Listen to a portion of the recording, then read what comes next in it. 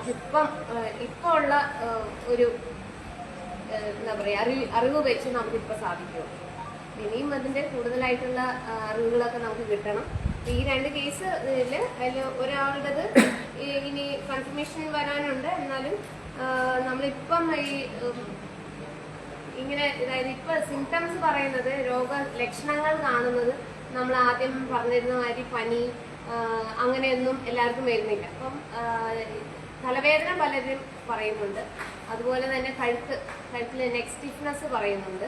അതുപോലെ ചിലപ്പോൾ സ്ലറിങ് of speech, stroke പോലെ ഒരു തളർച്ച, അതല്ലെങ്കിൽ ന്യൂറോളജിക്കലായിട്ട് അത് എണീച്ച് നിൽക്കാൻ ബുദ്ധിമുട്ട്, എന്താ പറയുക ഛർദി, അങ്ങനെയൊക്കെ. അതായത് തലയുടെ അകത്തുള്ള പ്രഷർ കൂടുമ്പോഴാണ് ഈ ഛർദി വരുന്നത്. അപ്പോൾ തലയ്ക്കകത്ത് നമ്മൾ ഈ പറഞ്ഞ അമീബ ഇങ്ങനെ ഒരു ഗ്രാനുലോമാറ്റസ് ലീഷൻ ഉണ്ടാക്കുന്നതുകൊണ്ട് തലയിൽ പ്രഷർ, അതായത് നമ്മുടെ സ്കള്ളിനകത്തുള്ള പ്രഷർ കൂടുമ്പോഴാണ് ഈ തലവേദനയും അതുപോലെ ഛർദിയൊക്കെ വരുന്നത്. അപ്പോൾ ഛർദിയൊക്കെ ഒരു സിംറ്റമാണ്. അതുപോലെ സ്ലറിങ് ഓഫ് സ്പീച്ച്, സംസാരിക്കുമ്പോഴുള്ള കുഴച്ചിൽ, നടക്കുമ്പോഴുള്ള കുഴച്ചിൽ, ക്ഷീണം, അകാരണമായിട്ടുള്ള ക്ഷീണം, ചിലർക്ക് പനിയും ഉണ്ടാവാം. അപ്പോൾ ഈ വക ലക്ഷണങ്ങളൊക്കെ ആണ് ഇപ്പം നമ്മൾ ഇപ്പോൾ ഉള്ള പേഷ്യൻസ് കണ്ടുവരുന്നത്. അതിപ്പോൾ 1.5 വർഷം കൊണ്ടൊക്കെയുള്ള രോഗലക്ഷണങ്ങളൊക്കെ ചിലർ പറയും. കാരണം ഇവർ ആദ്യം തന്നെ പോകുമ്പോൾ ഈ ഒരു സംഭവം കണ്ടുപിടിക്കുന്നില്ല. അപ്പോൾ ഇവർ പല ന്യൂറോയിലും അങ്ങനെയൊക്കെ പോയി പല പ്രാവശ്യമൊക്കെ അഡ്മിഷനും ഒക്കെ ആയിട്ട് പിന്നീടാണ് ഇത് ഈ ഒരു അസുഖമാണെന്നുള്ള എന്ന സ്റ്റേജിലേക്ക് വരുന്നത്. അപ്പോൾ ഇപ്പം എന്താ സംഭവിക്കുന്നത് വെച്ചാൽ നമ്മൾ ഇങ്ങനെ ഒരു സിംറ്റംസ് ആയി വരുന്ന രോഗികളെല്ലാം നട്ടെല്ല് കുത്തി അവിടുത്തെ നട്ടെല്ലിലെ ഒരു വെള്ളം എടുത്ത് പരിശോധിക്കും. അപ്പോൾ ആ പരിശോധനയിലാണ് അതിനെ മൈക്രോസ്കോപ്പിന്റെ അടിയിൽ വെച്ച് നോക്കുമ്പോഴത്തേക്കും ഈ ട്രോഫോസൈറ്റ് എന്ന് പറയും. അപ്പോൾ ഇതിന് 3 സ്റ്റേജ് ഉണ്ട് ഈ അമീബയ്ക്ക് തന്നെ. അപ്പോൾ അതിന് എന്താ പറയുക, ഈ ട്രോഫോസൈറ്റ് സ്റ്റേജ് നമുക്ക് ഇതിനകത്ത് CSF കാണാൻ പറ്റും. ഇളകുന്ന ഈ മോട്ടൈൽ ആയിട്ടുള്ള ട്രോഫോസൈറ്റ്സിനെ ഈ മൈക്രോസ്കോപ്പിൽ കാണാൻ പറ്റുന്ന സമയത്ത് ഇത് അമീബിക് മെനിഞ്ചോഎൻസെഫലൈറ്റിസ് ആകാം എന്ന് നമ്മൾ ഉള്ള അസംഷനിലാണ് ഇപ്പം പലർക്കും ട്രീറ്റ്മെന്റ് കൊടുക്കുന്നത്. അപ്പം ഇതിന് പിന്നെ PCR എന്ന് പറഞ്ഞ ടെസ്റ്റ് ഉണ്ട്. അതിലാണ് ഏത് സ്പീഷീസ് ആണെന്നുള്ളത് കൺഫേം ചെയ്യുന്നത്. അപ്പം നമ്മൾ ഇപ്പം ഇവിടുന്ന് റിപ്പോർട്ട് ചെയ്ത 2 പേരിൽ ഒരാളുടേത് റിപ്പോർട്ട് വന്നിട്ടുണ്ട്. അത് എക്കാൻഡമീബയാണ് അല്ലേ. മറ്റാളത് റിപ്പോർട്ട് ഇനി വരാനുള്ളത് ഇരിക്കുന്നേ ഉള്ളൂ. പക്ഷേ അവർ 2 പേരും സ്റ്റേബിളാണ്, വലിയ കുഴപ്പങ്ങളില്ല. അവർ എന്താ പറയുക കൃത്യമായിട്ടുള്ള ചികിത്സ തന്നെ കിട്ടി അവർ രക്ഷപ്പെട്ടു പോരും തന്നെയാണെന്നുള്ള വിശ്വാസം. അതിന് ഇപ്പം വലിയ കുഴപ്പങ്ങളില്ലാതെ. പക്ഷെ നമുക്ക് ഈ ഒരു ബ്ലോക്ക് നോക്കുവാണെങ്കിൽ 5 കേസ് റിപ്പോർട്ട് ചെയ്തു. ഈ ഒരു ബ്ലോക്ക്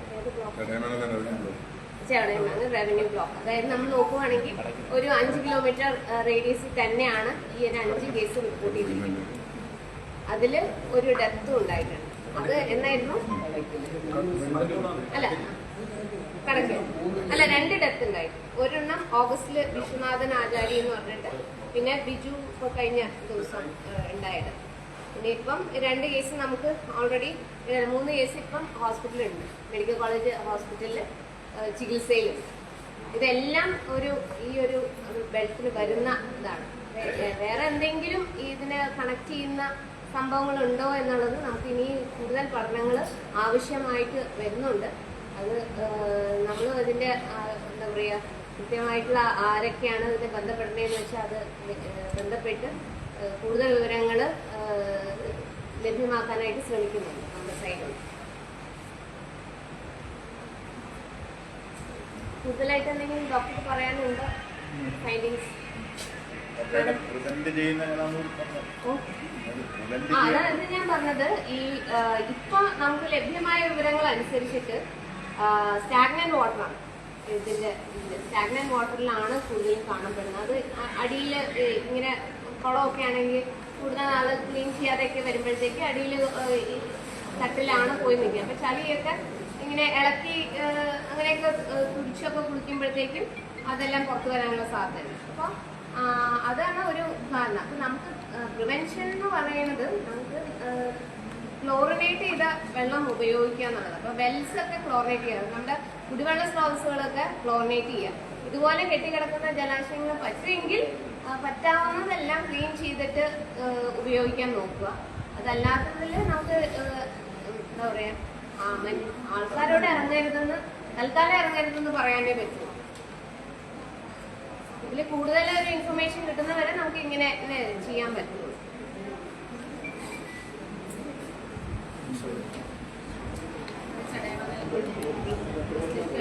സ്ഥിരീകരിച്ചുടൻ തന്നെ അടിയന്തരമായിട്ടും നടപടിയെടുക്കുകയും അതിന് വേണ്ട കാര്യങ്ങളെല്ലാം ഉൾപ്പെടുന്ന പ്ലേസ്മെന്റിന്റെ കാര്യങ്ങളെല്ലാം ഇടപെടുകയും വളരെ ജാഗ്രതയോടെ തന്നെ എല്ലാ നിർദ്ദേശങ്ങളും നൽകുകയും ചെയ്ത നമ്മുടെ മന്ത്രി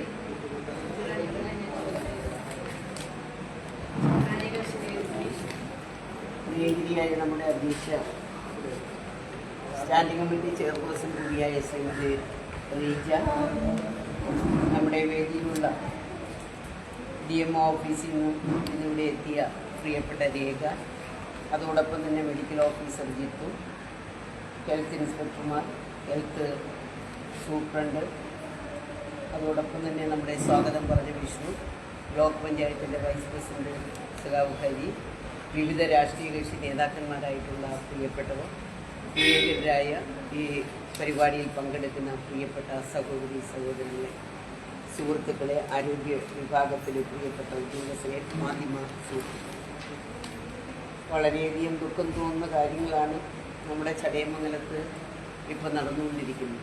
ഞാൻ അങ്ങനെ പറയാൻ കാരണം, നമ്മളൊക്കെ വല്ലപ്പോഴും കോഴിക്കോട് ജില്ലയിലും മലപ്പുറം ജില്ലയിലും തിരുവനന്തപുരത്തും ഒക്കെ ഉണ്ടാകുന്ന ഈ അമീബിക് മസ്തിഷ്ക ജ്വരം നമ്മുടെ തന്നെ സ്വന്തം സ്ഥലത്ത് വന്നു എന്നുള്ളതാണ് ഇപ്പോൾ ചൂണ്ടിക്കാണിക്കുന്നത്.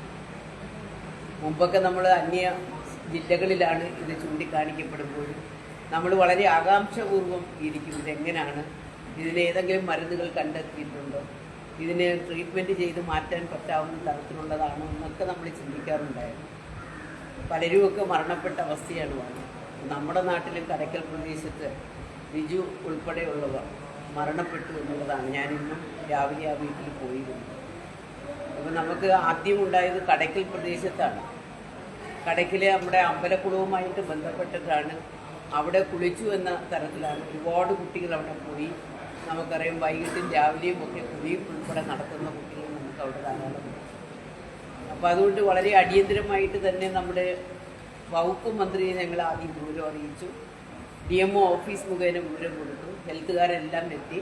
എല്ലാം ക്ലോറിനേറ്റ് ചെയ്യാനുള്ള സംവിധാനം, ഈ മരിച്ച ബിജുവിൻ്റെ വീട്ടിൽ കിണറ്റിൽ നിന്നാണ് ഇതുണ്ടായത് എന്നുള്ളതും വന്നു. നമ്മുടെ അമ്പലക്കുളത്തിലും ഈ സംഭവം ഉണ്ട് എന്നുള്ളതാണ് മനസ്സിലാക്കുവാൻ സാധിക്കും.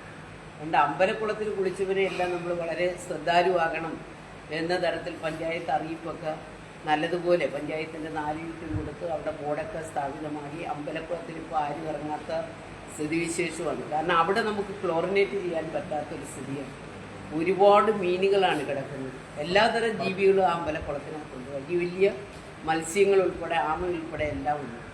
അപ്പോൾ അമ്പലത്തിലെ ദേവസ്വം ബോർഡ് അവർ പറയുന്നത് ഇതിനകത്ത് ഇതൊക്കെ നമ്മൾ അടിച്ചു കഴിഞ്ഞാൽ മത്സ്യങ്ങളും ഇതുമെല്ലാം ചത്ത് മലക്കും, അതുകൊണ്ട് നമുക്കത് ഇടാൻ പറ്റില്ല എന്ന തരത്തിലേക്ക് അവർ പോയിട്ടുണ്ട്. പക്ഷേ അവിടെ ഇപ്പോൾ ആരെയും നമ്മൾ ഇറക്കുന്നില്ല. അവിടെ ബോർഡുകളൊക്കെ വെച്ച് സുരക്ഷിത മേഖലയായിട്ട് അതിപ്പോൾ വന്നുകൊണ്ടിരിക്കുകയാണ്. എന്നാൽ ഈ നമ്മൾ തൊട്ടടുത്തുള്ള എല്ലാ വീടുകളിലും ക്ലോറിനേറ്റ് ചെയ്യാനുള്ള സംവിധാനം എല്ലാം നമ്മൾ ചെയ്യും. ഇതെങ്ങനെ കയറി പിടിക്കുന്നു എന്നിപ്പോൾ അറിയാൻ പറ്റാത്തൊരു സ്ഥിതിയാണ്.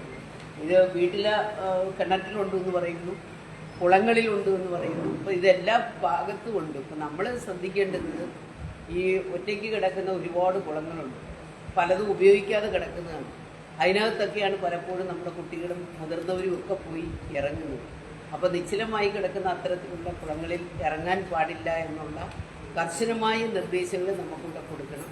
2, നമ്മുടെ ഈ പഞ്ചായത്തിൻ്റെ മുഴുവൻ വീടുകളിലും ക്ലോറിനേറ്റ് ചെയ്യുവാനുള്ള, ഇപ്പോൾ എവിടാണെന്ന് കണ്ടെത്താൻ നമുക്ക് പറ്റുന്നില്ല. അതുകൊണ്ട് എല്ലാ വീടുകളിലെയും നമ്മുടെ ഈ കിണറുകൾ ഉൾപ്പെടെയുള്ള കുളങ്ങൾ ഉൾപ്പെടെയുള്ളത് ക്ലോറിനേറ്റ് ചെയ്യുവാനുള്ളൊരു സംവിധാനം നമ്മുടെ ജില്ലാ ഹെൽത്ത് മിഷൻ നമുക്ക് ചെയ്യണം.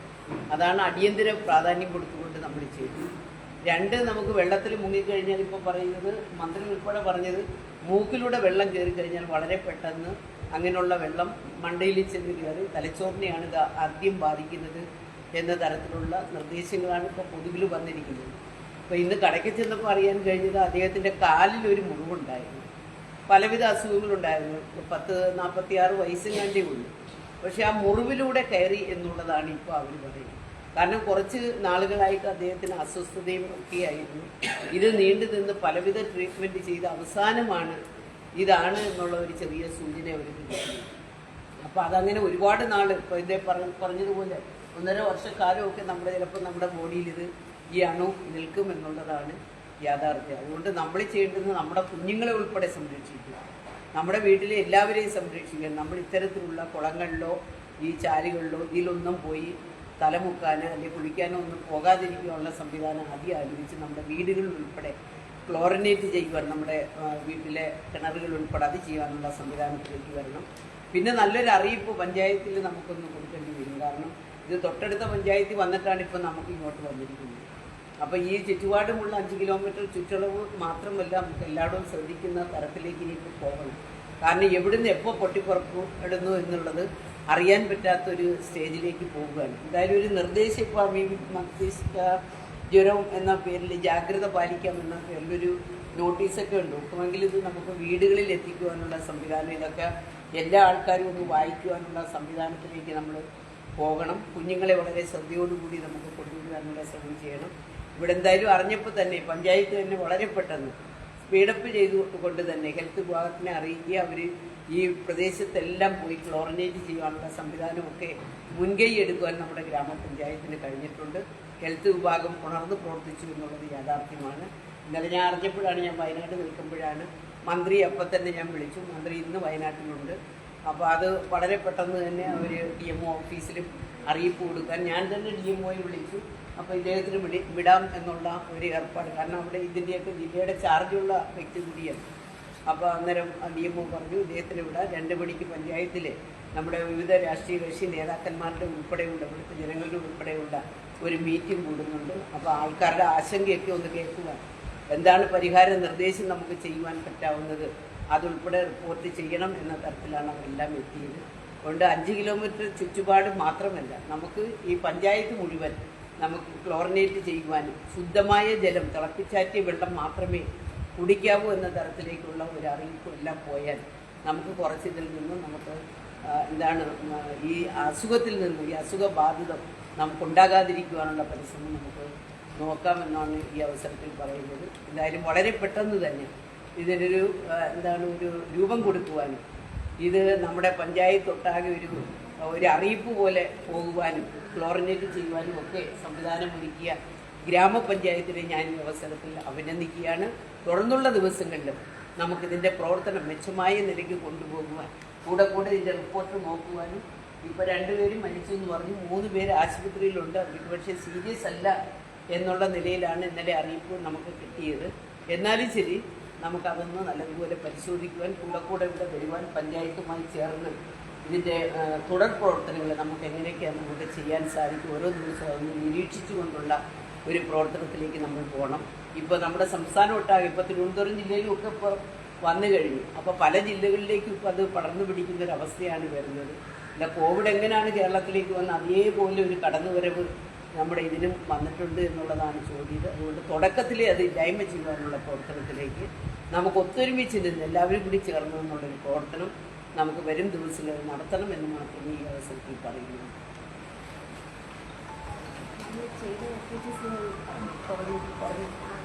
നമ്മൾ ഇപ്പം ഇതിനോടനുബന്ധിച്ച് ഇന്ന് നാളെ തൊട്ട് ഈ നമ്മുടെ ജില്ലയിൽ മൊത്തത്തിൽ ഒരു ക്ലോറിനേഷൻ ഡ്രൈവ് നാളെ എല്ലാ പഞ്ചായത്തുകളിലും ഒരു ഇന്റർസെക്ടറൽ കൂടാനായിട്ടാണ് പറഞ്ഞിട്ടുള്ളത്. അപ്പോൾ അതനുസരിച്ച് ക്ലോറിനേഷൻ ഡ്രൈവ് നമ്മൾ ഓഗസ്റ്റിൽ തുടങ്ങിയിട്ടുള്ളതാണ്.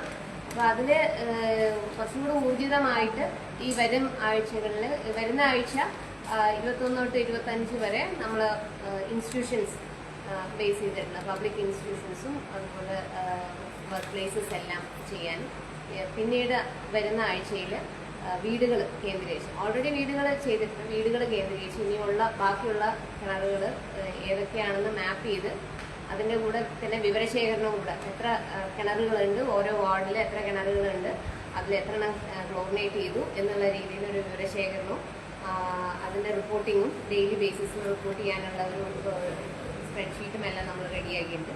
അപ്പോൾ ഈ ഒരു മാസം ഇനിയുള്ള ദിവസങ്ങളിൽ നമ്മൾ ഈ ഒരു രീതിയിലുള്ള ഒരു ക്ലീനിങ് ആൻഡ് ക്ലോറിനേഷൻ ഡ്രൈവ് നടത്താനാണ് ഉദ്ദേശിക്കുന്നത്. അതിൻ്റെ കൂട്ടത്തിൽ തന്നെ നമ്മൾ ഈ പറഞ്ഞ IEC എന്തൊക്കെയാണ് താഴേക്ക് പോകേണ്ടതെന്നുള്ള എല്ലാ യൂണിഫോം ആയിട്ടുള്ള ഒരു IEC ബോധവൽക്കരണം എന്തൊക്കെ പോകണമെന്നുള്ളത് അതും ജില്ലയിൽ നിന്ന് തന്നെ കൊടുക്കുന്നതായിരിക്കും. എന്തൊക്കെയാണ് ഓരോ സ്ഥലത്തും ഇതുപോലുള്ള നോട്ടീസുകളും അല്ലാതെ ഉള്ള ഇൻഫർമേഷനും. അത് മാത്രമല്ല നമ്മളിപ്പം നമ്മുടെ ആശുപത്രികളിൽ വരുന്ന കേസുകൾ മാത്രമേ നമുക്ക് കൃത്യമായിട്ടുള്ള ബാക്കി ഇപ്പം ഈ പറഞ്ഞ കേസുകളുടെ എല്ലാം വീടുകളുടെ അടുത്തും അവരുമായിട്ട് കോണ്ടാക്റ്റുള്ള അല്ലെങ്കിൽ ആ കിണറുകളുമായിട്ട് കോണ്ടാക്റ്റുള്ള ആൾക്കാരെ എല്ലാം നമ്മൾ സർവൈലൻസിൽ വെച്ചിരിക്കുകയാണ്. അപ്പോൾ അവർക്ക് എന്തെങ്കിലും രോഗലക്ഷണങ്ങൾ ഉണ്ടെങ്കിൽ നമ്മുടെ സിസ്റ്റം വഴി അറിയാനായിട്ട് സാധിക്കും. പക്ഷെ നമ്മുടെ പ്രൈവറ്റായിട്ട് കുറേ ജനറൽ പ്രാക്ടീഷണേഴ്സ് വർക്ക് ചെയ്യാൻ ഉള്ള സ്ഥലങ്ങളുണ്ട്, അതുമാതിരി പ്രൈവറ്റ് ആശുപത്രികളുണ്ട്. അപ്പോൾ അവർക്കും കൂടി ഒരു ഇൻഫർമേഷൻ ഇതുപോലെ രോഗലക്ഷണങ്ങൾ ഉള്ളവർ ഇവിടെ വരുവാണെങ്കിൽ അത് നമുക്ക് റിപ്പോർട്ട് ചെയ്യാനായിട്ട് നമ്മുടെ സിസ്റ്റം വഴി റിപ്പോർട്ട് ചെയ്യാനുള്ള ഒരു അവർക്കും കൂടി ഒരു എന്താ പറയുക ഒരു അറിയിപ്പ് അതും കൂടി കൊടുക്കാനായിട്ട് ഉദ്ദേശിക്കുന്നുണ്ട് ജില്ലയിൽ. അപ്പോൾ ഇത്രയും കാര്യങ്ങളാണ്. പിന്നെ നമുക്കൊരു റിക്വസ്റ്റ് ഉള്ളത് ഇപ്പോൾ പഞ്ചായത്തിൽ നിന്നാണെങ്കിലും മാക്സിമം വോളണ്ടിയേഴ്സിനെ, അതായത് നമ്മുടെ സ്റ്റാഫ് മൊത്തം ഈ ഒരു സമയത്തിൽ ക്ലോറിനേറ്റ് ചെയ്യാനായിട്ട് സാധിക്കില്ല. അപ്പോൾ മാക്സിമം വോളണ്ടിയേഴ്സിനെ ഒന്ന് റെഡിയാക്കി കൊടുക്കണം. അവർക്ക് അതിനുള്ള ട്രെയിനിങ് അവർ കൊടുക്കും, എങ്ങനെയാണ് ഇത് ചെയ്യേണ്ടതെന്നുള്ളതും. അതുപോലെ ഇവർ ഓരോ വീട്ടിൽ ചെല്ലുമ്പോൾ അവർ തന്നെ ബോധവൽക്കരണം നടത്താനും അതുപോലെ അവിടുത്തെ ആൾക്കാരുടെ ഒരു അതായത് രോഗലക്ഷണങ്ങളൊക്കെ ചോദിക്കാനും. അതെ അപ്പൊ വോളണ്ടിയേഴ്സിനെ ഒന്ന് സെലക്ട് ചെയ്ത് കൊടുക്കാനായിട്ട് അതായത് കൗൺസിലർമാര് അതായത് വാർഡ് മെമ്പർമാരെ ഒന്ന് ശ്രമിച്ചാൽ നമുക്ക് ഇത് എത്രയും എഫക്റ്റീവായിട്ട് നടത്താനായിട്ട് സാധിക്കും. അതാണ് അതിന്റെ ഒരു റിക്വസ്റ്റ് ഉള്ളത്. അതുമാതിരി ഈ ബ്ലീച്ചിങ് പൗഡർ ഇപ്പൊ KMCL വഴി വരുന്നത് ഇത്തിരി കുറവാണ്. അപ്പൊ അതുകൊണ്ട് 15th FC ഫണ്ടില് സെക്ഷൻ 4 പ്രകാരം നമുക്ക് ലോക്കൽ പർച്ചേസ് ചെയ്യാം. സപ്ലൈകോലെല്ലാം അവൈലബിൾ ആണ്. അപ്പൊ NAC കൊടുക്കാനുള്ള ഇത് ചെയ്തിട്ടുണ്ട്. അപ്പൊ അത് സ്ഥാപനത്തിൽ നിന്ന് എടുത്ത് അവിടുന്ന് ലോക്കൽ പർച്ചേസ് ചെയ്ത് വാങ്ങാവുന്നതാണ്. ഈ ക്ലോറിൻ ബ്ലീച്ചിങ് പൗഡർ ഡെഫിഷ്യന്റ് ആണെങ്കിൽ അപ്പൊ ആ രീതിയിലുള്ള ഇവിടെ തന്നെ ചെയ്യാൻ പറ്റുന്നത്.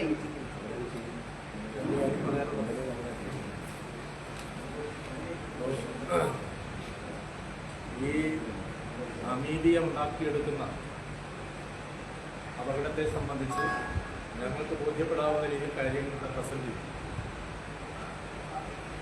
ജില്ലയിലെ മരണസംഖ്യ 5-ന് പുറത്തു പോയി എന്നാണ് ഇന്നത്തെ കിട്ടിയത്. ഇതിലെ ഒരു വിഷയം എന്താണെന്ന് വെച്ചിരുന്നാൽ ഒരു ലക്ഷണം പുറത്ത് പ്രകടിപ്പിക്കുന്ന ഒരാളെ പരിശോധിക്കണമെങ്കിൽ കിലോമീറ്ററുകൾ സഞ്ചരിച്ച് വീണ്ടും കിലോമീറ്ററുകൾ സഞ്ചരിച്ച് തിരുവനന്തപുരത്ത് അതുപോലെ ഉള്ളിടത്തോ എത്തേണ്ടി വരുന്നു എന്നുള്ളതാണ് ഇതിലെ നിങ്ങൾ ശ്രദ്ധിക്കേണ്ടുന്ന മന്ത്രി ഉൾപ്പെടെയുണ്ട് ഗൗരവതരമായ ഒരു വിഷയമായി എനിക്ക് ഇക്കാര്യത്തെക്കുറിച്ച് ചൂണ്ടിക്കാണിക്കാറുണ്ട്. 2, അങ്ങനെ പരിശോധന സാമ്പിൾ എടുത്തു കഴിഞ്ഞാൽ റിസൾട്ട് വരാൻ ആഴ്ചകൾ കാത്തിരിക്കേണ്ട സാഹചര്യവും ഇന്നത്തെ സെറ്റപ്പിൽ നിലനിൽക്കുന്നു എന്നുള്ളതാണ് വീണ്ടും നിങ്ങൾ ഓർമ്മപ്പെടുത്താനുള്ള എൻ്റെ 2ാമത്തെ പോയിന്റ്. ഇത് രണ്ടും ഗൗരവമേറിയ വിഷയങ്ങളാണ്. ഇത് മനുഷ്യനിൽ നിന്ന് മനുഷ്യനിലേക്ക് വളരുന്നു. പക്ഷേ ഈ പറയുന്ന അമീബിയ ഒരാളിന്റെ മസ്തിഷ്കത്തിലേക്ക് പ്രവേശിച്ചു കഴിഞ്ഞാൽ 97% ആളെ രക്ഷിക്കാൻ സാധ്യത തീരെ ഇല്ല എന്നതാണ് ഞങ്ങൾ ഈ പേപ്പർ മറ്റതൊക്കെ വായിച്ചപ്പോൾ മനസ്സിലാക്കിയിട്ടുള്ള ഒരു പ്രധാനപ്പെട്ട സംഗതി. അതുകൊണ്ട് ഇത് സംഗതി ഇപ്പോൾ നമ്മളിവിടെ പ്രകടിപ്പിക്കുന്നതിനേക്കാൾ ഞങ്ങൾ എല്ലാവരും കൂടി ചേർന്ന് കുറച്ചുകൂടെ ഗൗരവത്തോടു കൂടി, കാരണം എന്താണെന്ന് വെച്ചാൽ 5 കിലോമീറ്റർ സ്ഥലത്തിന്റെ കാര്യമൊക്കെ നേരത്തെ ഇവിടെ സൂചിപ്പിച്ചു. മണ്ണിലും ചെളിയിലും ഒക്കെ പണിയെടുക്കുന്ന ധാരാളം ആളുകൾ, പ്രത്യേകിച്ച് തൊഴിലുറപ്പുകാരുൾപ്പെടെ, അവർ ഈ മണ്ണിലും തെളിയിലും ഒക്കെ പണിയെടുക്കുന്നവരാണ്. അപ്പോ ഇത് മുങ്ങിക്കുളിച്ചാൽ ഒരാളിന്റെ മൂക്കിൽ കൂടി പ്രവേശിക്കാൻ സാധ്യതയുണ്ട് എന്ന് മേഡം ഇവിടെ വിശദീകരിച്ചതുപോലെ തന്നെ മന്ത്രി പറഞ്ഞപ്പോൾ ഈ കടക്കൽ മരിച്ചയാളിന് ഒരു മുറിവുണ്ടായിരുന്നു, അങ്ങനെയും വേണ്ടി വന്നാൽ സംശയിക്കാം എന്ന് പറഞ്ഞു. അപ്പോൾ ഇവരെല്ലാം മണ്ണിൽ പണിയെടുക്കുന്നവരാണ്, ചെളിയിൽ പണിയെടുക്കുന്നവരാണ്. ഈ തരത്തിൽ വളരെ ഗൗരവമുള്ള ഒരു വിഷയമാണ്. എൻ്റെ ഒരു ഏകദേശ ധാരണയനുസരിച്ച് 6000-ഓ 6000-ത്തിന് പുറത്തോ വീടുകൾ ഈ പഞ്ചായത്തിൽ. വാളണ്ടിയേഴ്സിന്റെ കാര്യം പറഞ്ഞതുകൊണ്ടാണ് ഒരു കൂട്ടായ്മയുടെ ആലോചിക്കേണ്ട ഒരു വിഷയം. ഈ പറയുന്ന വീടുകളിലെ സ്വന്തം കിണർ, ആ കിണറുകളുള്ള വീട്ടുകാർക്ക് തന്നെ ജലസംഭരണിയുണ്ട്. 3 പൊതുസ്ഥാപനങ്ങൾ, ഇതിപ്പോ ഒരു പൊതുസ്ഥാപനം. അപ്പോൾ പൊതുസ്ഥാപനങ്ങൾ, കിണറുകൾ, ജലസംഭരണികൾ ഇതെല്ലാം ഇതിനകത്ത് ഉൾപ്പെടുത്തണം. പിന്നെ കിണർ മാത്രം എടുത്തപ്പോൾ ഈ പറഞ്ഞതുകൂടി അതിനകത്ത് കവർ ചെയ്യണം. അങ്ങനെ കവർ ചെയ്ത് 6000-ന് പുറത്ത് വീടുകളുള്ള നമ്മുടെ ഈ പഞ്ചായത്തിൽ ഈ പറയുന്ന പർട്ടിക്കുലർ ഡേറ്റിൽ ഒരു 3, 4, 5 ദിവസം കൊണ്ട് അങ്ങനെ ഒരു വലിയ ക്യാമ്പയിൻ എന്ന നിലയിൽ, ഒരു യജ്ഞം എന്ന നിലയിൽ ഇത് ഏറ്റെടുക്കാൻ കഴിയത്തക്ക തരത്തിലുള്ള ഒരു പദ്ധതി, ഒരു യജ്ഞം ബന്ധപ്പെട്ട പഞ്ചായത്തിന്റെ നേതൃത്വത്തിൽ അത് അത് രൂപപ്പെടുത്തണം. അതിൽ ബന്ധപ്പെട്ട പഞ്ചായത്ത് മെമ്പർ, ആ വാർഡിന്റെ ആശാ പ്രവർത്തകർ, ആ വാർഡിലെ കുടുംബശ്രീയുമായി ബന്ധപ്പെട്ട് നിൽക്കുന്ന CDS മെമ്പറുണ്ട്, ADSന്റെ സെക്രട്ടറി ഉണ്ട്, പ്രസിഡന്റ് ഉണ്ട്. പൊതുപ്രവർത്തകരായ രാഷ്ട്രീയ പാർട്ടികൾക്ക് അങ്ങോട്ട് ഡിസ്ട്രിബ്യൂട്ട് ചെയ്യാൻ കഴിയുന്ന നമ്മുടെ യുവജന സംഘടനകളിലും മറ്റും പ്രവർത്തിക്കുന്ന ധാരാളം സംഘടനാ പ്രവർത്തകരുണ്ട്. കോവിഡ് കാലത്തേക്ക് അവരാണ് ഈ അത്ഭുതങ്ങൾ നമ്മുടെ നാട്ടിൽ പ്രകടിപ്പിച്ചത്. അപ്പൊ അങ്ങനെയുള്ളവരുടെ ഒരു കോർഡിനേഷൻ ബന്ധപ്പെട്ട പഞ്ചായത്ത് മെമ്പർമാരുടെ ആഭിമുഖ്യത്തിൽ ഒരു ദിവസം ചിലപ്പോൾ 30 വീട് നമുക്ക് കയറാൻ പറ്റും. ആ ഒരു വാർഡിൽ ഒരു 5-10 സ്ക്വാഡുകൾ ഉണ്ടാക്കി കഴിഞ്ഞാൽ ഏതാണ്ട് 3 ദിവസം കൊണ്ട് തന്നെ ഈ മൊത്തം 400-450 വീടുകൾ കൂടുതലുള്ള ഒരു വാർഡ് ഈ പഞ്ചായത്തിൽ ഇല്ലെന്നാണ് എനിക്ക് തോന്നുന്നു. 400 താഴെയുണ്ട്. ഇപ്പൊ വാർഡിന്റെ മാറ്റമൊക്കെ കൂടെ വന്നപ്പോൾ അത്രയൊക്കെ വരും. അപ്പൊ 400 വീടാണ് ശരാശരി ഒരു വാർഡിനകത്തുണ്ട്. അപ്പൊ ഈ തരത്തിൽ ഒരു 3 പേരടങ്ങുന്ന 4 പേരടങ്ങുന്ന സ്ക്വാഡ് ഫോം ചെയ്ത് കഴിഞ്ഞാൽ അതൊന്ന് വർക്കൗട്ട് ചെയ്യണം. അങ്ങനെ ഫോം ചെയ്ത് കഴിഞ്ഞാൽ 3-4 ദിവസം കൊണ്ട് സമ്പൂർണമായി ഈ ജലസംഭരണി, പൊതുസ്ഥാപനങ്ങളിലെ ജലാശയങ്ങളും അതുപോലെ കടയ്ക്കൽ പോലുള്ള കുളങ്ങളൊന്നും ഇവിടെയില്ല. അതൊന്നും എനിക്ക് തോന്നുന്നില്ല ഇന്ന് ഉപയോഗിക്കുന്നുണ്ടോ എന്നെനിക്ക് തോന്നുന്നില്ല. പിന്നെ ഈ പള്ളികൾ ഒക്കെയുള്ള ഇതിന്റെ ആളുകളോട് പറയണം, അവര് നമസ്കാരത്തിന് വേണ്ടി മറ്റും എന്ത് ചെയ്യാറുണ്ട്, ശുദ്ധി ചെയ്യണം. അപ്പൊ അത് വായിലും മൂക്കിലും ഒക്കെ വെള്ളം കൊള്ളുക എന്നൊക്കെ രീതിയൊക്കെ ഉണ്ട്. അവരോടും കൂടി ഇതൊന്ന് അറിയിച്ച് അവരവിടെ ഉപയോഗിക്കുന്ന ഈ വെള്ളം ഉപയോഗിക്കുന്ന ടാങ്കുകളുണ്ട്. അപ്പൊ ആ രീതിയിൽ അല്ലാതെ ഈ കടയ്ക്കൽ മാതിരിയുള്ളതൊന്നും. പിന്നെ അമ്പലക്കുളങ്ങളാണ്. മഹാദേവ ക്ഷേത്രക്കുളം ആരും ഉപയോഗിക്കുന്നില്ല കേട്ടോ.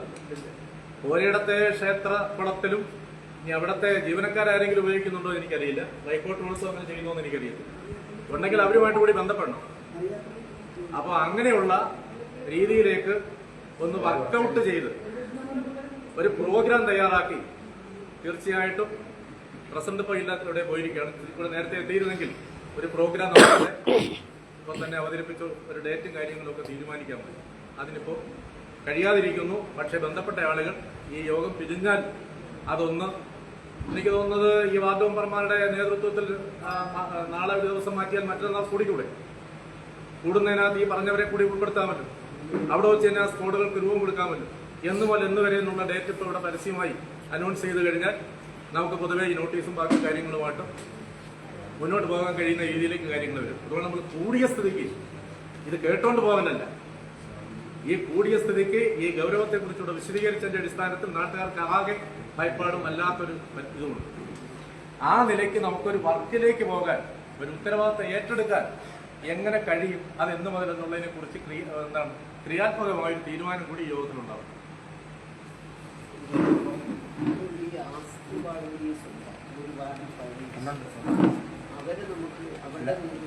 അവരാണ് ഇപ്പം ഡൊണേഷൻ നടത്തിക്കൊണ്ടിരിക്കുന്നത്. പറഞ്ഞ കാര്യങ്ങൾ ആവർത്തിക്കുന്നില്ല. മുസ്തഫ അവിടെ സൂചിപ്പിച്ച മാറ്റം ഇത് ഒരു ജനകീയ പങ്കാളിത്തത്തോടുകൂടി പരിപാടിയായി ഏറ്റെടുക്കുക. അതിനൊരു പ്രോഗ്രാം തയ്യാറാക്കി എല്ലാ വാർഡുകളിലും വാർഡ് മെമ്പർമാരുടെ നേതൃത്വത്തിൽ ആ പ്രവർത്തനം, ഈ ആസ് വോളണ്ടിയേഴ്സ്, ആശാ അതുപോലെ തന്നെ നമ്മുടെ പൊതുപ്രവർത്തകരടക്കമുള്ളവർ അതിൻ്റെ അകത്ത് നിയോഗിച്ച് ടെൻറ്റേറ്റീവായി 2 or 3 ദിവസം നമുക്ക് പഞ്ചായത്തിലെ എല്ലാ വീടും ക്ലോറിനേറ്റ് ചെയ്യുന്നതിന് പൊതുവിടം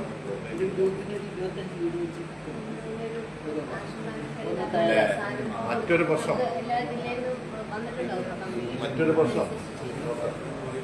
ഇതിൻ്റെ അകത്ത് ഏറ്റവും പ്രധാനപ്പെട്ട ഒരു പ്രശ്നമുണ്ട്. പ്രശ്നം എന്ന് വെച്ചാൽ ഇന്ന് നിറയങ്ങണം പഞ്ചായത്തിലെ 80% ആളുകൾ ഉപയോഗിക്കുന്ന വെള്ളം 3 കുടിവെള്ള പദ്ധതികളിൽ നിന്നുമാണ്. ആ ടാങ്കുകൾ ക്ലോറിനേറ്റ് ചെയ്യുന്നുണ്ടോ അതിൻ്റെ നിലവിലുള്ള രീതിയിൽ കുടിക്കാൻ വേണ്ടി മാത്രമാണ് കുടിക്കുന്നതും മറ്റ് പരിപാടികൾക്കെല്ലാം ഉപയോഗിക്കുന്നത്. അതിൻ്റെ അകത്ത് അടിയന്തരമായ ഒരു ഇടപെടൽ ഇല്ല. അത് അതിൻ്റെ അകത്ത് അടിയന്തരമായ ഒരു ഇടപെടൽ ഇല്ല എന്നുണ്ടെങ്കിൽ അതൊരു വലിയ അപകടത്തിലേക്ക്. കാരണം ഈ ടാങ്കുകളൊക്കെ ക്ലീൻ ചെയ്ത് ചിലപ്പോൾ നിങ്ങളായി കാണും. അത് പ്രോപ്പറായി ക്ലോറിനേറ്റ് ചെയ്യുന്നുണ്ടോ ഇല്ലയോ എന്നുള്ളത് നമുക്കറിയത്തില്ല. 2 വർഷം ക്ലോറിൻ്റെ ചവാച്ചിരി കൂടി കഴിഞ്ഞാൽ അപ്പോഴേ നാട്ടുകാർ അവരെ അതുകൊണ്ട് അവർ കുറച്ച് അത് ചെയ്യാതിരിക്കുക. അത് ശാസ്ത്രീയമായി ക്ലോറിനേറ്റ് ചെയ്യുന്ന തരത്തിലേക്ക് അതുകൂടി ആലോചിച്ച് അതൊരു അടിയന്തര പ്രാധാന്യം. ബാക്കി ഒരു പൊതുവായി ഒരു ജനകീയ പരിപാടിയായി ഏറ്റെടുത്തുകൊണ്ട് പഞ്ചായത്ത് ഒന്ന് വേട്ടാഞ്ചിറ, ഒന്ന് പിന്നെ പൂങ്കോട്, ഒന്ന് കല്ലുവന. പിന്നെ അത് കൂടാതെ മറ്റ് ഇതൊന്നും ഇവിടെ അല്ല. വേട്ടാഞ്ചിറ, പൂങ്കോട്, കുഴിയം. പിന്നെ ചിതറ പദ്ധതി നമ്മുടെ പഞ്ചായത്തിൽ കടന്നു പോകുന്നതാണ്. അതിന്റെ കമ്പോസ് മറ്റു കാര്യങ്ങൾ ഒന്നും ഇവിടെ അല്ല.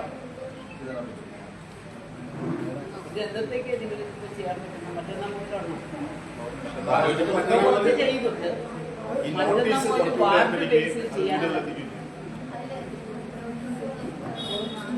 അതിനാവശ്യമുള്ള മരുന്നുകളെല്ലാം ഉണ്ടോ?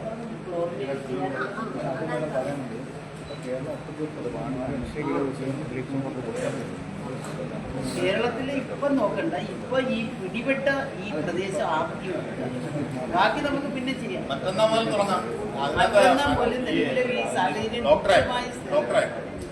നമ്മള് കണ്ടുവരുന്ന ഒരു രീതി ഞാൻ പറഞ്ഞുതരാം. നമ്മൾ ഈ ക്ലോറിനേറ്റ് ചെയ്യാൻ പോകുമ്പോൾ സ്വാഭാവികമായി ഒരു വീട്ടിൽ ചെല്ലുമ്പോൾ അവര് തന്നെ ഇതിന്റെ സൗകര്യത്തിന് പറയും ചെയ്തിട്ട് പോകാൻ. അത് ഈ കാര്യത്തിൽ അനുവദിക്കുന്നു. കാരണം കൃത്യമായി ആ ക്ലോറിനേറ്റ് ചെയ്തേ പോകാം. തന്നേരെ ഞങ്ങൾ ഉപയോഗിച്ചോളാം. അത് വേണ്ട. ഇതേ മറ്റൊന്ന് ഇവരെ വിളിപ്പിക്കണോ? ഇതാ വേണം. ഈ നമ്മുടെ വാർഡിലെ ആരോഗ്യ പ്രവർത്തകരെയും ഈ ആശമാരെ നമുക്ക് ഉപയോഗിക്കാവുന്ന വോളണ്ടിയേഴ്സിനെ വിളിച്ചിട്ട് അവരെ ഗ്രൂപ്പ് തിരിച്ചു വിടണം ഓരോ വാർഡിലും. അപ്പോൾ ഒരു 25 വീടിന് ഒരു ഗ്രൂപ്പ് വെച്ച് വിടണം. 3 പേരും മതി.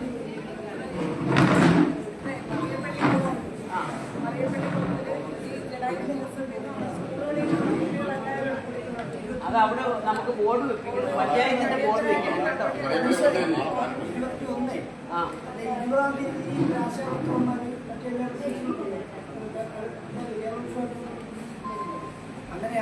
അവരെ നീ എഴുതി വെച്ചാൽ മതി. അവർ ആർക്കൊക്കെ പോകാൻ പറ്റും, ഓരോ വാർഡിൽ ആരെ തരാൻ പറ്റും എന്നുള്ളത് എഴുതി വെച്ചു. ബാക്കി നമ്മുടെ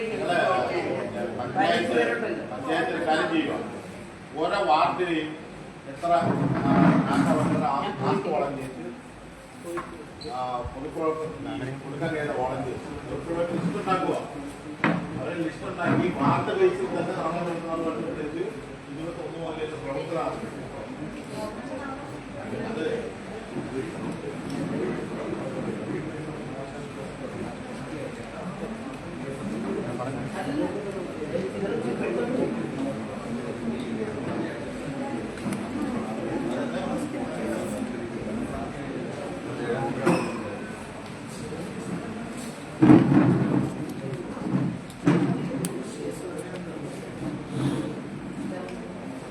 വാർഡ് തലത്തിൽ മീറ്റിംഗ് ആദ്യം കൊടുക്കാൻ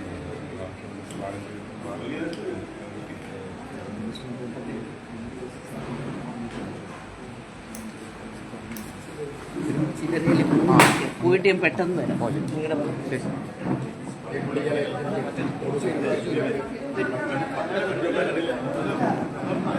കാര്യമുണ്ട്.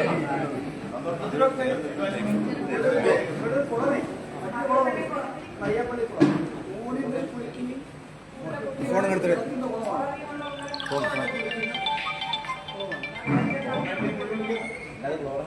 ഹലോ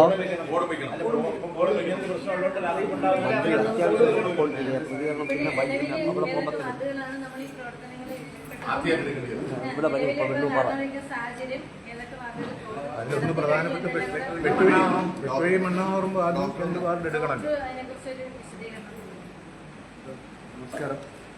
ഇപ്പോൾ ഈ ഒരു ഫസ്റ്റ് കേസ് വരുന്നതിന് മുന്നേ തന്നെ DMOയുടെ ഒരു CM ലെവലിൽ നിന്നൊരു ഓർഡർ ഉണ്ടായിരുന്നു. എല്ലാ കിണറും ക്ലോറിനേറ്റ് ചെയ്യണമെന്ന്. അതിൻ്റെ ഭാഗമായിട്ട് ക്ലോറിനേഷൻ കൃത്യമായി നടക്കുന്നുണ്ടായിരുന്നു. പക്ഷേ പ്രശ്നം വെച്ചത് സൂപ്പർ ക്ലോറിനേഷൻ ചെയ്യേണ്ടത് കൂട്ടിയേ ചെയ്യേണ്ടത്. ഇപ്പോഴാണെങ്കിൽ മഴക്കാലം കൂടെ ആയിരുന്നു. അപ്പോൾ എല്ലാ കിണറും നിറഞ്ഞിരിക്കുക. അപ്പോൾ നമ്മളിത് അറിഞ്ഞ പാടെ തന്നെ ആ ഏരിയയിലുള്ള ഫസ്റ്റ് കുരുവിടെയുള്ള കിണർ മൊത്തം ക്ലോറിനേറ്റ് ചെയ്തായിരുന്നു. ഒരു ടീം പോയി അതിന് മുന്നേ കിണറിന് സാമ്പിൾ എടുത്തു. ഒരാളിനെ പരിചയപ്പെടുത്താം. ഇദ്ദേഹം നമ്മുടെ എപ്പിഡമിയോളജിസ്റ്റാണ്. നമ്മുടെ ബ്ലോക്കിലുള്ള ഈ പകർച്ചവ്യാധികളുടെ നിയമതലത്തിലുള്ള കോർഡിനേറ്ററാണ്. അപ്പോൾ പേര് ഡോക്ടർ ഷൺമുഖം. പുള്ളി നിലമേലാണ് പുള്ളിയുടെ ഓഫീസ്. അപ്പോൾ അദ്ദേഹത്തിൻ്റെ മേൽനോട്ടത്തിൽ നമ്മൾ ആ ഏരിയ മൊത്തം ക്ലോറിനേറ്റ് ചെയ്തിരുന്നു. അത് കഴിഞ്ഞ് അടുത്ത കേസ് ഇവിടെ സംശയം വന്നത് അപ്പം തന്നെ ടീമിനെ ഇറക്കി ഇന്നലെ ഫുൾ ക്ലോറിനേറ്റ് ചെയ്തു. പക്ഷേ അത് നമ്മൾ ലിമിറ്റഡ് സോഴ്സാണ്. എന്ന് വെച്ചാൽ നമുക്ക് സ്റ്റാഫ് ഇപ്പോൾ കുറവാണ്. മറ്റേ പോളിയോ കഴിഞ്ഞ് എല്ലാവരും ക്ഷീണിച്ചിരിക്കുകയായിരുന്നു. പക്ഷേ പണ്ട് നമ്മൾ ഒരു കോളറ ഔട്ട് ബ്രേക്ക് ഇവിടെ ജംഗ്ഷൻ വന്നപ്പോൾ 2 ദിവസം കൊണ്ട് 48 മണിക്കൂർ കൊണ്ട് ഈ ഏരിയയിലെ മൊത്തം കിണറിനെയും ക്ലോറിനേറ്റ് ചെയ്തായിരുന്നു. അന്ന് നമുക്ക് ആരോഗ്യസേന നല്ല സ്ട്രോങ് ആയിട്ടുണ്ടായിരുന്നു. അപ്പോൾ ഇത് നമ്മൾ വിചാരിച്ചാൽ നടക്കുന്നേ ഉള്ളൂ. ഇപ്പോൾ മാഡം പറഞ്ഞാണെങ്കിൽ ഇപ്പോൾ ആഴ്ച ക്ലോറിനേറ്റ് ചെയ്യേണ്ടി വരും. അപ്പോൾ ആഴ്ച ക്ലോറിനേറ്റ് ചെയ്യണമെങ്കിൽ നമുക്ക് 500 കിലോ വെച്ച് വേണമെന്നാണ് ഇന്ന് HS ഒരു റൗണ്ടിന് 500 വെച്ച് HS പറഞ്ഞത്. അപ്പോൾ ക്ലോറിൻ ഔട്ട് ഓഫ് സ്റ്റോക്ക് ആവാനും സാധ്യതയുണ്ട്. പക്ഷേ നമ്മൾ 300 കിലോ ഉണ്ട് ക്ലോറിൻ എല്ലാ സെൻറ്ററിലും എത്തിച്ചിട്ടുണ്ട്. ആ എത്തിച്ച ക്ലോറിൻ നമുക്ക് എത്ര വേഗം ചെയ്യാം. അതിനൊപ്പം തന്നെ മാഡം പറഞ്ഞ മാതിരി നമുക്ക് ആ ഫണ്ടിൽ നിന്ന് ബാക്കിയുള്ള ക്ലോറിൻ എടുക്കാനുള്ള നിർദ്ദേശം കൊടുക്കാം. അതൊക്കെ മേടിക്കാൻ ഏറ്റവും സൗകര്യം ഇപ്പോൾ ഇവരുടെയാണ്, നമ്മുടെ ജനൌഷധിയാണ്. ജനൌഷധി പെട്ടെന്ന് കിട്ടും. അവരന്ന് പ്രസിഡന്റ് ഇടപെട്ട് പറഞ്ഞിട്ട് ഏകദേശം പെട്ടെന്ന് എത്തിച്ചു. ജനൌഷധി എടുത്തിട്ട് നമുക്ക് റിസർവ് ആയിട്ട് ഒരു 500 കൂടെ നമുക്ക് മാറ്റിവെക്കാം ഇപ്പോഴത്തേന്. അപ്പോൾ ഇത് എത്ര വേഗം ഈ വാർഡ് തലത്തിൽ മെമ്പർമാരുടെ മേൽനോട്ടത്തിൽ കമ്മിറ്റി കൂടി ഈ ഫസ്റ്റ് ഈ പോകുന്ന ആൾക്കാർ ട്രെയിനിങ് കൊടുത്തിട്ട് ട്രെയിൻഡ് സ്റ്റാഫ് എന്ന് പറഞ്ഞത് നമ്മുടെ സ്റ്റാഫ് മാത്രമേ ഉള്ളൂ. ആശമാരും ട്രെയിനാണ്. പക്ഷെ നമ്മൾ ആരോഗ്യസേനയെ അല്ലെങ്കിൽ നമ്മുടെ ഏതെങ്കിലും യുവജന സംഘങ്ങൾ ഇറക്കണേ അവർക്ക് ട്രെയിനിങ് കൊടുക്കണം. അപ്പോൾ ഇപ്പോൾ ഈ കുളം പറഞ്ഞപ്പോൾ എനിക്ക് പറ്റി കേട്ട് ആ കുളത്തിൽ കൊണ്ട് ട്രെയിനിങ് കൊടുത്താൽ മതി. ഈ പറഞ്ഞ ട്രെയിനിനെ കുളത്തിൽ കൊണ്ട് ഇഷ്ടംപോലെ വെള്ളം ഇതെങ്ങനെയാണ് ചെയ്യുന്നത് ട്രെയിനിങ് അവർക്ക് കൊടുക്കാൻ പറ്റും. ട്രെയിനിങ് കൊടുക്കാതെ നമുക്ക് ജസ്റ്റ് ട്രെയിനിങ് കൊടുക്കാൻ മാഡം. എല്ലാവർക്കും ട്രെയിനിങ് കൊടുക്കണം എങ്ങനെ ചെയ്യേണ്ടതന്നെ.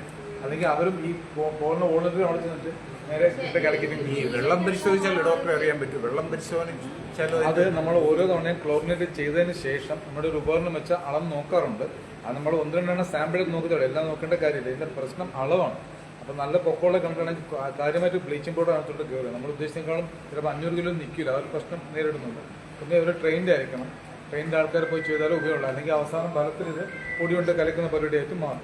പിന്നെ ആഴ്ചയുടെ ആകുമ്പോൾ ഇത് കണ്ടിന്യൂസ് വർക്കാകുമ്പോൾ അതുപോലെ സമയമുള്ള ആൾക്കാരെ ഇറക്കാൻ പറ്റും. മറ്റ് ആൾക്കാർ ഇപ്പോൾ ഇലക്ഷൻ വരുന്നതുകൊണ്ട് സ്വാഭാവികമായിട്ടും കുറച്ച് ആൾക്കാർ അങ്ങോട്ട് പോകും. അപ്പോൾ ഈ രാഷ്ട്രീയ പാർട്ടി യുവജന സംഘടന നമ്മളെപ്പോഴും സ്വീകാര്യമാണ്. പക്ഷേ അവർ കുറച്ച് കഴിയുമ്പോൾ അവരുടെ വഴിക്ക് പോകേണ്ടി വരും. പിന്നെ ഇലക്ഷൻ സാഹചര്യമായതുകൊണ്ട് കിണറിൽ ബ്ലീച്ചിങ് പൗഡർ കലക്കുന്നതായതുകൊണ്ടും രാഷ്ട്രീയ പാർട്ടിക്ക് ഇറങ്ങുമ്പോൾ വേറൊരു പ്രശ്നം സംജാതമായേക്കാം. അതായത് ഒരു പാർട്ടിയുടെ മറ്റൊരു കൺട്രി ഇതൊക്കെ നമ്മൾ മുൻകൂട്ടി ഇലക്ഷൻ മുന്നേ കണ്ടില്ലെങ്കിൽ അവസാനം നമ്മൾ തന്നെ ഫേസ് ചെയ്യും. അപ്പോൾ അതൊക്കെ നോക്കുമ്പോൾ ഏറ്റവും ബെസ്റ്റ് എപ്പോഴും പഴയ ആരോഗ്യസേന തന്നെയാണ്. പക്ഷെ അവരെങ്ങനെ കുറച്ചൊന്ന് ഇപ്പോൾ പുറകോട്ടാണ്. അവരൊന്ന് ശാക്തീകരിച്ചെടുക്കാൻ അതാത് മെമ്പർമാർ ശ്രമിച്ചാൽ അവർക്കിപ്പോഴും സ്ഥലവും ബാക്കി എല്ലാം അറിയാം. എടുത്താൽ നല്ലതായിരുന്നു. മറ്റൊന്ന് വോളണ്ടിയേഴ്സ് വേണം. എൻ്റെ സൈഡിൽ നിന്ന് കൃത്യമായിട്ട് ഞാൻ ബ്ലീച്ചിങ് പൗഡർ കാണാനേ പറ്റും. അതാണ് എൻ്റെ ജോലി. ഇപ്പോൾ പ്രധാനമായിട്ട് അതാണ് തോന്നുന്നത്. ബ്ലീച്ചിങ് പൗഡർ നോക്കിയാൽ സ്വാഭാവികമായിട്ടും ആരോഗ്യ ഉത്തരം പറയേണ്ടി വരും. അപ്പോൾ അത് ഫസ്റ്റ് ബ്ലീച്ചിങ് പൗഡർ എത്രയും വേഗം ഞാൻ സ്റ്റോക്ക് ചെയ്യാം. അതിനൊപ്പം ഈ ട്രെയിനിങ് നമ്മുടെ സ്റ്റാഫ് തന്നെ കൊടുക്കാം. പക്ഷേ ആ ട്രെയിനിങ് ചെയ്യുന്ന ആൾക്കാരെ തിരഞ്ഞെടുക്കുന്നത് മെമ്പർമാർ അവരുടെ കെയർ ഓഫിൽ ചെയ്ത് ഓരോ അടുത്തും കൂടുന്നതായിരിക്കും നല്ലതെന്ന് തോന്നുന്നു. കാരണം നമ്മൾ ഒരിടത്ത് വിളിച്ച് ക്ലാസ് കൊടുക്കുന്നതിനും ഡീസെൻട്രലൈസ്ഡ് കൊടുത്താലേ ഇരിക്കും. നമ്മൾ കുറേ പേർക്ക് ഒരുമിച്ച് ക്ലാസ് കൊടുത്താൽ പകുതി പേർക്കും മനസ്സിലാവും. നേരെ മറിച്ച് ഒരു 15 പേരെ ഒരിടത്ത് വിളിച്ച് നമ്മുടെ സ്റ്റാഫാണ് ക്ലാസ് കൊടുക്കുന്നത് കൃത്യമായിട്ട് കൊടുക്കും. ആശമാർക്ക് കലക്കാൻ അറിയാം. ആശമാർ നമ്മുടെ മുൻ പ്രസിഡന്റിനെ ഒരുപാട് ആശ. അപ്പോൾ അവർക്കെല്ലാം മങ്ങേറ്ററിയാം. അവരിത് പഠിപ്പിച്ചോളും, നമ്മുടെ സ്റ്റാഫും പഠിപ്പിച്ചോളും. ആ രീതിയിൽ ഇത് മുന്നോട്ട് പോകാൻ പറ്റും. പിന്നെ പരിഭ്രാന്തി പരിഭ്രാന്തമാവേണ്ട കാര്യമില്ല. കാരണം അമീബ പണ്ടൊട്ടേ നമ്മുടെ കൂടെ ഉള്ള സാധനമാണ്. ഇപ്പോൾ എന്തുകൊണ്ടോ ചെറിയ ചേഞ്ച് വന്നു. അതിൻ്റെ പഠനങ്ങൾക്ക് ഇനി വരത്തേ ഉള്ളൂ. നമ്മളായിട്ട് ഇന്നത്തെ തന്നെ സോഷ്യൽ മീഡിയ നമ്മൾ പോലും അറിയാതെ രണ്ടാമത്തെ കേസ് വന്നു. എങ്ങനെയൊന്നും നമുക്ക് അറിഞ്ഞു നമ്മൾ വരുന്ന മുന്നേ വന്നു. അപ്പോൾ അത് സ്വാഭാവികമായിട്ട് ജനങ്ങളൊരു പരിഭ്രാന്തി വരുത്തും. വല്ലതും കുളിക്കുമ്പോൾ തന്നെ മൂക്കുത്തിയോ കുളിക്കുന്ന തമാശയ്ക്ക് പറഞ്ഞു, തമാശ വാസ്തവമായിട്ട് ആയിരിക്കാം. അപ്പോൾ അത്രയും പരിഭ്രാന്തരാവേണ്ട കാര്യമില്ല. നമ്മൾ ബേസിക് പ്രിക്കോഷൻ എടുത്ത് പോയാൽ മതി. നമ്മുടെ മുറിവിൽ കൂടെ കയറും. നമ്മൾ അഴുക്കുവെള്ളത്തിൽ ഇറങ്ങുമ്പോൾ നമ്മൾ അഴുക്കുവെള്ളത്തിൽ പ്രത്യേകം ചുരുന്ന ബൂട്ട്സ് വല്ലതും ഇടേണ്ടി വരും. ബൂട്ട്സ് നമ്മൾ ശീലിച്ച കാര്യമല്ല. എന്നാലും മുറിവുള്ളവർ ഇറങ്ങാതിരിക്കാൻ നല്ലതാണ്. എല്ലാ ജലാശയവും എല്ലാ വെള്ളവും ക്ലോറിനേറ്റ് ചെയ്യുക, ടാങ്ക് ഉൾപ്പെടെ. ടാങ്കിൽ ക്ലോറിൻ ടാബ്ലറ്റുകൾ ഇട്ടും മേടിച്ചിടാൻ പറ്റും. ഇങ്ങനെ കാര്യങ്ങൾ ചെയ്യാം. നമ്മൾ ഇപ്പോഴൊരു ആൾക്കാരുടെ ഒരു ടെൻഷൻ വരാതെ വേണം കാര്യങ്ങൾ ചെയ്യാൻ. പിന്നെ ഇത് ഇച്ചിരി മാഡം പറഞ്ഞതൊക്കെ ഇച്ചിരി സ്ലോ വരുന്ന അസുഖമാണ്. അപ്പോൾ ലക്ഷണങ്ങൾ സാറ് ചോദിച്ചു. ലക്ഷണങ്ങൾ പലപ്പോഴും നമുക്ക് അറിയാനേ പറ്റത്തില്ല. വളരെ സോഫ്റ്റ്വെയർ ഇപ്പോൾ വെളുന്നൊഴുത്ത കേസ് എന്ന് വെച്ചാൽ 90 വയസ്സ് ആള് കക്കൂസ് പോയിട്ട് ഇരുന്നിട്ട് എഴുന്നേക്കാൻ പറ്റില്ല. അതായിരുന്നു ഫസ്റ്റ് ലക്ഷണം. ഒരു വിലക്കുറവ് ലക്ഷണമായിരുന്നു. ഇപ്പം നമ്മുടെ ഇവിടുത്തെ കേസാണെങ്കിൽ തന്നെ കുരുവിടത്തെ കേസ് നമുക്ക് സംശയം വെച്ചാൽ ഒരു സ്ട്രോക്ക് കണക്കാണ് റിപ്പോർട്ട് ചെയ്തത്. അത് സ്ട്രോക്ക് അല്ലായിരുന്നു, ഇതിൻ്റെ ആയിരുന്നു. പക്ഷേ സ്ട്രോക്ക് കണക്ക് റിപ്പോർട്ട് ചെയ്തത് വിലക്കുറവാണ്. അപ്പോൾ അതുപോലെ ഈ മാനസിക നിലയിലോ അല്ലെങ്കിൽ നമ്മുടെ ശാരീരിക അവസ്ഥയിലോ ഉണ്ടാകുന്ന വ്യതിയാനങ്ങളാണ് നോട്ട് ചെയ്യേണ്ടത്. അപ്പം ആ രീതിയിലുള്ള കേസുകൾ ഐഡന്റിഫൈ ചെയ്ത് ഇത് പലപ്പോഴും കുറേ താമസം നമ്മുടെ അടുത്ത് വരുന്നത്, പിന്നെയും താമസിച്ച ഡയഗ്നോസ് വരുന്നത്. അപ്പോൾ നേരത്തെ സാറ് പറഞ്ഞ മാതിരി ഈ നട്ടെന്ന് കുത്തിയെടുക്കുന്നത് അത് ആക്ച്വലി നമുക്ക് ലോക്കലി ചെയ്യാൻ പറ്റും, മെഡിക്കൽ സെറ്റപ്പിലേ ചെയ്യാൻ പറ്റും. താലൂക്ക് ഹോസ്പിറ്റലിൽ മേ ബി ചെയ്യാൻ പറ്റിയേക്കാം, ഫിസിഷ്യൻസ് ചെയ്യും. പക്ഷേ അത്രയും ലോഡ് ചെന്നാൽ അത്രയും പേര് പരിശോധിക്കാനുള്ള സംവിധാനം വേണം. ഇതെല്ലാം റെഡിയാക്കേണ്ടതുണ്ട്. PC തലത്തിൽ എൻ്റെ കാര്യങ്ങൾ, നമ്മുടെ ആരോഗ്യവകുപ്പിൻ്റെ കാര്യങ്ങൾ നമ്മൾ കൃത്യമായിട്ട് ചെയ്യാൻ നടപ്പിലാക്കാം. എല്ലാവരുടെയും സഹകരണം പ്രതീക്ഷിച്ചുകൊള്ളുന്നു, എല്ലാവരുടെയും നിർദ്ദേശങ്ങളും പ്രതീക്ഷിച്ചുകൊള്ളുന്നു. ഒന്ന് ആഡ് ചെയ്യാനുള്ളത് ഡോക്ടർ പറഞ്ഞ മാതിരി ഇപ്പൊ ഈ പറഞ്ഞ ഡ്രൈവ് നമ്മളൊരു 4 ആഴ്ച കണ്ടിന്യൂസ് ആയിട്ട് ചെയ്യാന്നാണ്. ഇപ്പൊ ഈ പറഞ്ഞ കൊല്ലത്തിന്റെ